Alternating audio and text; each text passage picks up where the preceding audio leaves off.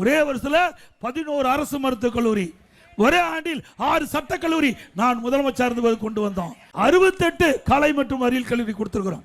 68 கலை மற்றும் அறிவியல் கல்லூரி, 21 பாலிடெக்னிக் கல்லூரி, 4 பொறியியல் கல்லூரி, 4 வேளாண்மை கல்லூரி, 5 கால்நடை கல்லூரி ஆராய்ச்சி நிலையம், இப்படி பல கல்லூரிகளை திறந்து நாட்டிலேயே உயர்கல்வி படிப்பதில் முதல் மாநிலம் என்ற பெருமையை நான் உருவாக்கி தந்தோம்.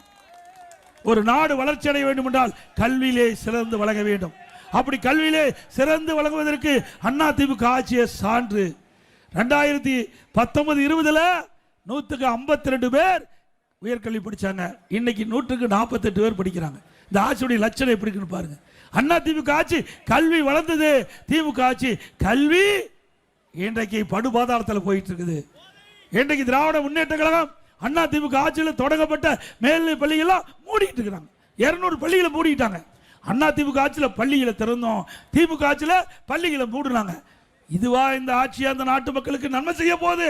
செய்யுமா? ஏங்க படிக்கிற குழந்தைகளுக்கு ஒரு நல்ல கல்வி கொடுக்க என்பதற்காக நாங்கள் மேல்நிலை பள்ளி திறந்தா சட்டமன்றத்தில் பேசுகிறார் கல்வி அமைச்சர், நீங்கள் நிறைய திறந்துட்டு போயிட்டீங்க, அதனால் எங்களால் நடத்த முடியல, அதனால் மூடிட்டுங்கிறார். இப்படிப்பட்ட ஆட்சி தேவையா?